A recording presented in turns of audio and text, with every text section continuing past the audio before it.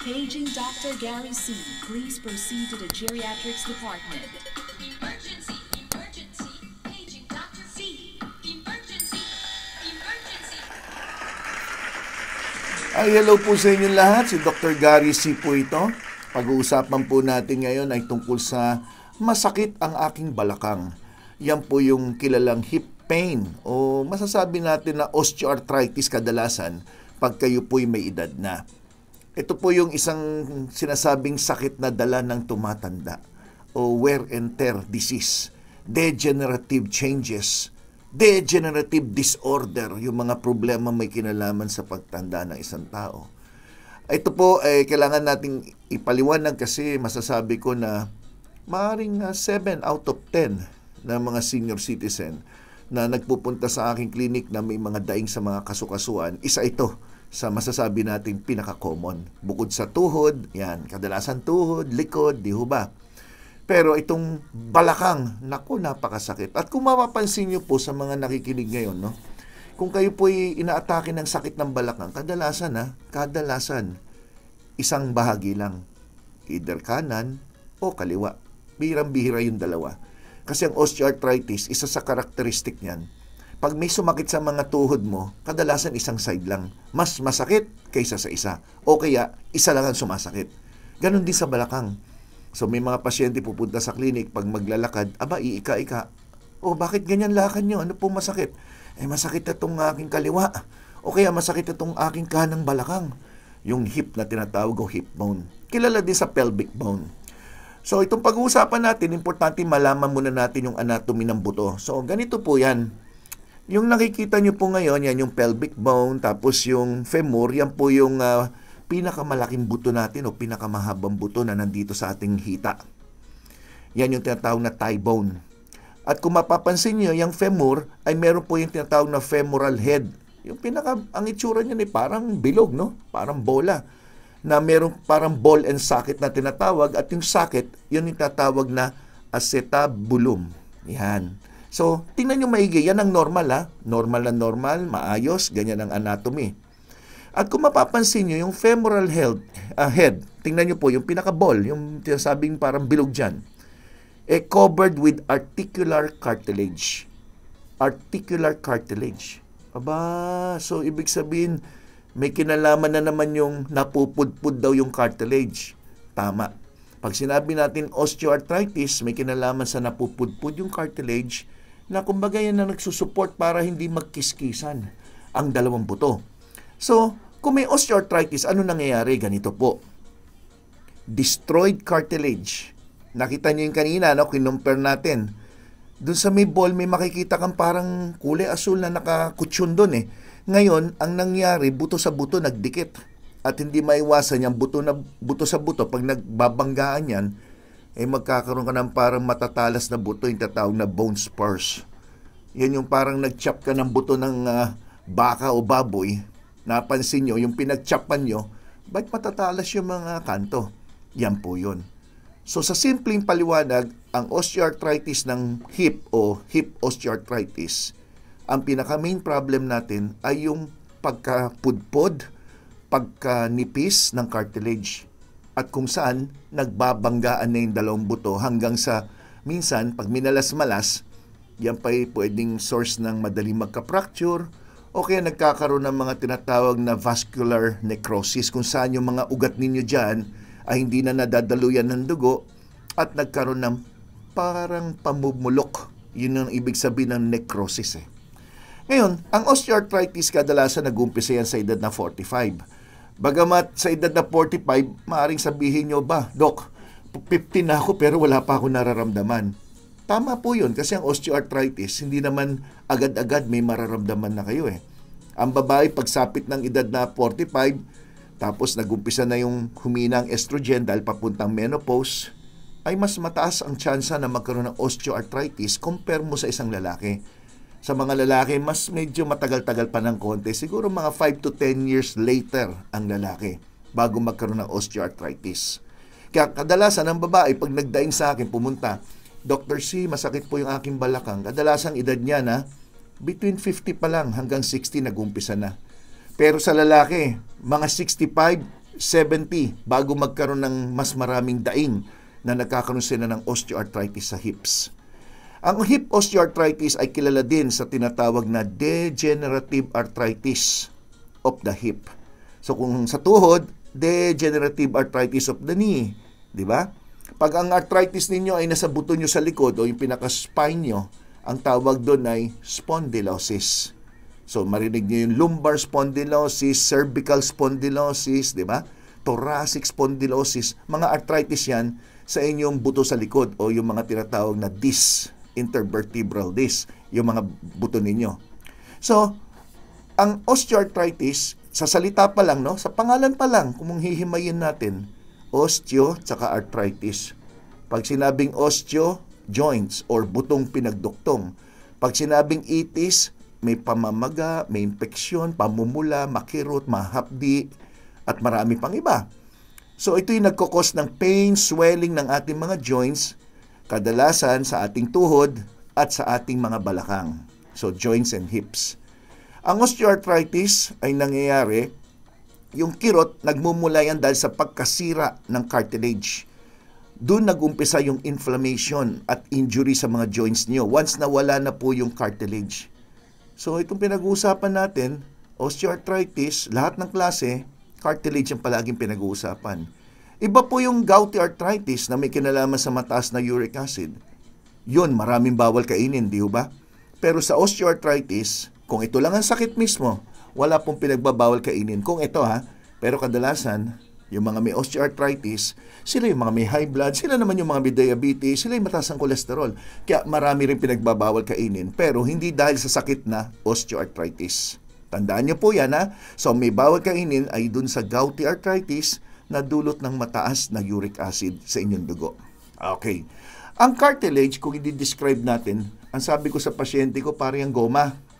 Parang chewing gum. Medyo firm, medyo matigas-tigas, rubbery, medyo malambot-lambot na matigas-tigas. Nako, baka iba ini-imagine nyo At it covers the end of the bones sa normal na joints. So kadalasan ng cartilage, nakikita nyo lang sa pagitan lang ng dalawang buto yan na pinagduktungan. Primarily, ito'y gawa sa tubig at protein. At ang protein na laman yan, ang pangunahing laman ay yung tinatawag niyong collagen. Collagen type 2. Kaya pag tayo iinom ng mga collagen, napakarami yan in the market, 1, 2, 3, 4 yan. Yung 2, yun ang magandang inumin pagdating sa kasukasuan. Yung iba, meron sa heart, yung iba para sa skin, pero yung 2, very specific para sa inyong cartilage development. So what are the primary function of the cartilage? Number 1, it reduces the friction. That's the main and the only trabaho. Reduce the friction ng mga joints pag ito'y ginagamit nyo at kayo kumikilos. It serves as a shock absorber. So, madaling intindihin, nakaupo ka sa silya na walang kutsyon at nakaupo ka sa isang silya na may kutsyon. Doon sa walang kutsyon, medyo konting minuto lang, masakit na yung puwet nyo, di ba? Tigas Pero pag may kutsyon, maski na isang oras kang nakaupo, sitting pretty ka dyan. Yun ang shock absorber. Okay. So, ang palagi natin sinasabi na kailangan naintindihan natin yung dahilan ng problema para alam natin paano i-approach. Kasi para sa akin, hindi lang solusyon na, Dok, masakit ang balakang ko. Ano bang gamot iinumin ko? Hindi ganon. Pain reliever, hindi yun ang habol natin. Alamin natin bakit mo na sumasakit. Dahil kung pain reliever, giginhawa, pero baka pag-ubos na yan sa katawan nyo, na wala na sa loob ng 24 oras yung gamot nyo, baka masakit ulit, di ba? So alamin nyo yung major concern at yun ang bigyan natin ng pansin. So what are the causes of osteoarthritis? Walang duda, ang number 1 na dahilan ng osteoarthritis ng ating balakang ay dahil sa kakaedad. Pero yung sinasabi nilang what are the causes of osteoarthritis, yung pinaka cause ay hindi nila masabi hanggang ngayon. But there are a lot of factors. Andiyan na na-injury ka nung bata ka. Basketball player, halimbawa. Ayan si Jaworski. Kung nakita niyo po yan, yung kamay niyan, parang ano na yan, hindi pantay-pantay na o bukol-bukol. Dahil yan sa kakahampas siguro during basketball, natatamaan, so nagkakaroon ng injury. At yung injury niyan pwedeng humantong sa pagkakaroon ng maagang osteoarthritis. Increasing age, tulad na nabanggit ko, Being overweight, isa rin problema. Lalo na sa buto nyo sa likod, balakang, at tuhod. Yan yung tatlong area na weight-bearing joints na tinatawag. Osteoarthritis can be also caused by other factors. The joints may not have formed properly. So pinanganak ka na hindi maayos ang pagka-develop ng joints nyo. Pwedeng genetic, inherited, na may problema ka na sa cartilage. Yung mga tao na putting extra stress do sa joints nila, halimbawa, overweight, o kaya mga sports na talagang kailangan mo ng pagtalon, pagbubuhat ng mabigat, yan ay maaaring magbigay din sa inyo ng problema. So, depende rin sa activities nyo, lalo na involving your hip. Okay, isang napansin ko rin, mga golfer, minsan sa swing nila, minsan doon nag-uumpisa magkaroon ng mga injury. Kaya nga ang golf, maaaring maganda, pero sa isang banda, pag may edad, siguro patting na lang, hindi na yung talagang tournament na hampas ka ng todo, di ba? So, what are the symptoms? Ano yung nararamdaman ng isang tao may osteoarthritis? Obvious yan. Yung iba walang naramdaman sa umpisa, pero pag may naramdaman na, syempre, kirot. Doon sa area na involved. Kaya yung nakikita nyo ngayon sa illustration, yan ang isang halimbawa na may osteoarthritis of the hip. So, pag nakaupo yan, walang sakit yan. Pag nakahiga ka, walang sakit. Once na ikinilos nyo na, masakit yan. Bakit? Kasi may joint stiffness. Lalo na paggising nyo sa umaga. Tama po ba ako mga senior? Pakilagay nga sa baba kung tama yung sinabi ko, na yung mga may arthritis sa balakang o sa tuhod, yung paggising sa umaga, yung pagtayo nyo sa kama, yan ang pinakamahirap. Sa buong araw, yan ang pinakamahirap. Because of joint stiffness. Kung kayo umupo ng matagal, ay talagang isang halimbawa, nanood ng sine, 2 hours ka nakaupo. Pagtayo nyo, talagang masakit yan. Kailangan igalaw-galaw muna para medyo malesen yung pain. Any pain, swelling, or tenderness dun sa hip joint. Bukod sa masakit, minsan may pamamaga, minsan madampian lang. Pag sinabing tender, pag nadampian mo lang, mapindot mo lang ng konti, masakit. Mapapansin ng iba na pag naglalakad sila may mga tumutunog, no? Yung tinatawag na mga crepitus, na crunching sound. Aywan ko, paano ba yung tamang term? Ayan, mga ganyan. Inability to move your hip and perform routine activities like pagsuot ng sapatos o paglagay ng medyas o pagyuko, ang hirap. Ayan, I'm sure marami sa inyo nakaka-relate, di ba? Related ako dyan. Ayan. How is osteoarthritis diagnosed? Well, obvious na obvious. Una, edad. Pangalawa, yung location ng pain. Pangatlo, pag pinaangat mo ng konti, yung pinamamarcha mo lang ng konti, may kirot na. At pag pina-x-ray mo, minsan nga pinapa-MRI pa, pero x-ray pa lang, kita na eh. Kung ito po ang x-ray na ginawa sa inyo, tingnan nyo po yung nasa kaliwa, yan po yung normal na itsura ng inyong hip bone. So kung mapapansin nyo, yung normal joint space, yan po yung cartilage. Kaya nakaangat siya, may pagitan. So kayo mismo, pag nag-x-ray kayo, ma-identify nyo na eh. Tingnan nyo na po yung sa kanan. Doon sa kanan, mapapansin nyo, narrowed o makipot na, o kaya wala na halos yung parang nakikita yung kulay itim. Okay? So, yan na nagpapatunay na halos nagdidikit na yung joints. Masakit yan. May mga pasyente na halos wala ka na makitang space ni konti. Dikit na. Yan yung talagang, maski konting galaw, talagang napapaaray sa kirot. Ngayon, pag in-x-ray nyo, abnormal x-ray will show na may narrowing ng space at minalas-malas pa tayo, may mga spurring, yung mga matatalas na buto. At syempre, pag matatalas yung buto, nagdikit-dikit, nagkiskisan, hindi maiwasan may mga nerve, mga muscle na natatamaan. Parang pinapardibli sa sakit. At yung mga nerves pwede rin madamay.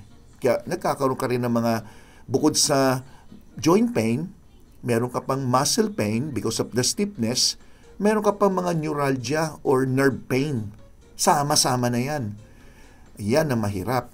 So, how is it treated? So, paano ko gagamutin ng pasyente may osteoarthritis? Natural. Kung gusto ng pasyente, maibsan yung sakit, ay isa sa i-advise, kung masakit, huwag ikilos masyado, ipahinga. So, the main goal is to improve yung mobility. Yung pag makalakad-lakad ka man lang, makapunta ka man lang ng CR o makakilos sa bahay.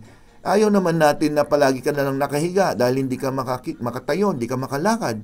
So, improve natin pati yung lifestyle ng pasyente. Tinuturuan ko yan ng mga exercises, kaso ang pasyente talaga, medyo hirap talaga turuan. Minsan, marami yung reklamo, konti lang yung sakripisyo. Kaya hindi sila nag-improve.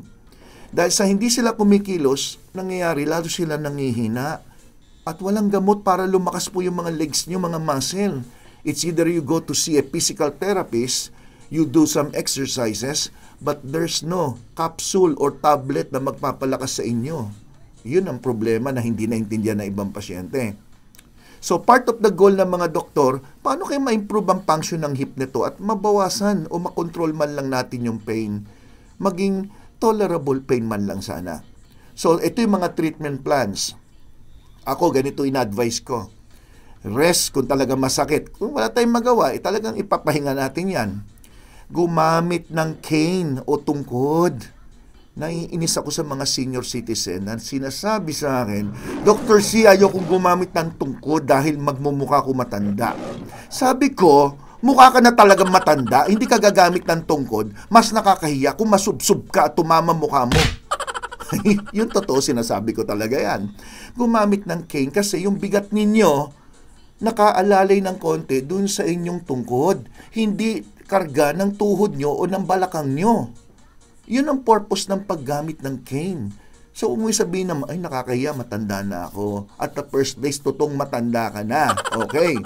Then, may mga gamot na mga siguro non-steroidal pain reliever na pwedeng ibigay. Ayun yung mga tinatawag natin na non-drug painkiller techniques o kaya non-steroidal painkiller techniques.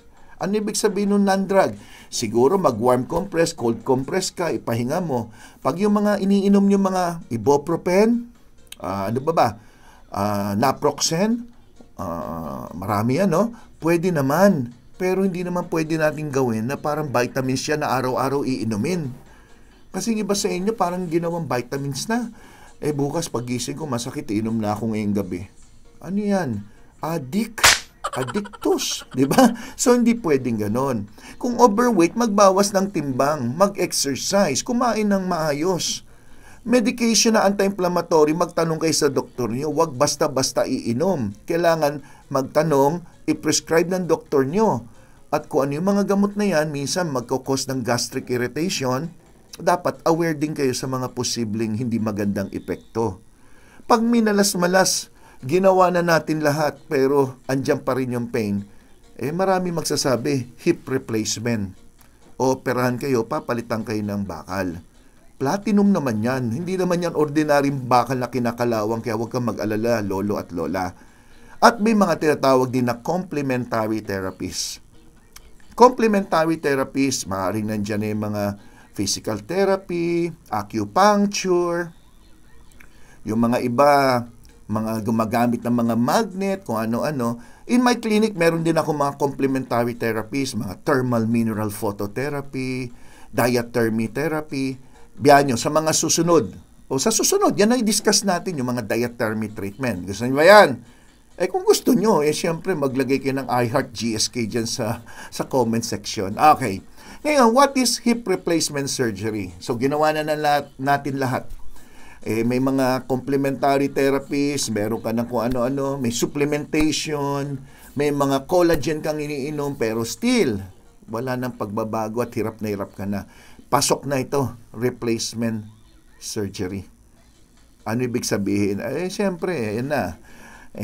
Sa ayaw sa gusto, yan na yung procedure. Dadaan ka na dyan sa operating room. Pagdating mo sa operating room, marami mga pwedeng procedure. Unahin natin sa hip replacement surgery or hip arthroplasty. Arthroplasty, mga simpleng procedure lang yan. Minsan laparoscopic mga procedure lang yan. At depende sa nakita ng doktor nyo, ipapayo niya sa inyo kung anong nararapat. Kung kailangan ba ng replacement, palitan na natin ng artificial yung mga parte ng hip niyo o kung ano man. So kung hip replacement, ganito lang, para may idea lang po kayo ha. Hindi po ako surgeon, pero bibigyan ko lang kayo na idea. May nagsasabi sa akin, Doc, nagpa-hip replacement yung mother ko, successful. O di very good. Pero may nagsasabi naman na hip replacement mother ko, pero parang lalong sumakit. Parang hindi naman nagbago yung sakit. Yung isa naman, na hip replacement yung lolo ko, pero after 2 years, masakit na naman. Doon din sa area kung saan siya nag-hip replacement. May iba naman, na hip replacement yung kanan na tuhod ng nanay ko, pero yung kaliwa naman ngayon na may problema after 5 years. So, advice ng doktor, hip replacement din yung kanan. Meron naman ganon. But may idea ba kayo kung magkano ang hip replacement? Ako wala eh. Kasi hindi naman ako orthopedic doctor na gumagawa niya, no? Pero nagtanong-tanong ako at tinignan ko yung mga average sa Pilipinas. Okay, ito yung nabasa ko ha. Price of hip replacement surgery in the Philippines. The cost of hip replacement surgery ranges from 300,000 to 750,000 or more. Mas nakakatakot yung or more eh. Kasi yung or more, depending on where you have to do it, kung saan hospital. Ngayon, kung gagawin mo siya sa hospital na, kumbaga Manila Hotel ang classification, o EDSA Shangri-La, iba siguro yan doon sa ibang hospital naman na government or medyo mas hindi naman sosyal. Parang kape lang yan, di ba? Yung kape doon siguro isang tasa, 250 to 300. Pag nandun ka lang sa karinderya, baka naman 15 pesos, 10 piso lang. May kape pa bang 10 piso? Meron naman, di ba? Meron. Okay, so, kayo nang bahala kung saan hospital. Pero just to give you an idea. Okay? So, sana may natutunan po kayo sa mga paliwanag ko. At kung meron man, mag-iHeart GSK kayo as a sign na naintindihan nyo po yung aking paliwanag at nagustuhan nyo. Please invite some friends to join us here at Gabay sa Kalusugan. At baka hindi pa kayo nakasubscribe, huwag nyo kalimutan mag-subscribe. Click the notification bell. At yung thumbs up, huwag nyo rin kalimutan. Okay? At sa mga nagtatanong ng aking clinic, ito po, the Life Extension Center for Health and Wellness, nasa 3rd floor ng Belkens Tower, 127 Malacca Street, Central Diliman, Quezon City. Nasa likod lang ng Philippine Heart Center yan, dyan sa may East Avenue. Ang number po na pwede nyo tawagan ay 8911-1314 at cellphone number 0917-577-7675. By the way, please, kung pupunta kayo for consultation, tumawag mo na for appointment. Kasi by appointment lang po tayo, limited patient per day, para only yung tanungan natin. Okay? So, masasagot ko sana yung mga tanong nyo kung may enough time ako, di ba? Kaya ginawa kong limited patient. So, maraming salamat po sa lahat ng mga nanood. Ako po si Dr. Gary C. Ang inyong Gabay sa Kalusugan. Bye-bye!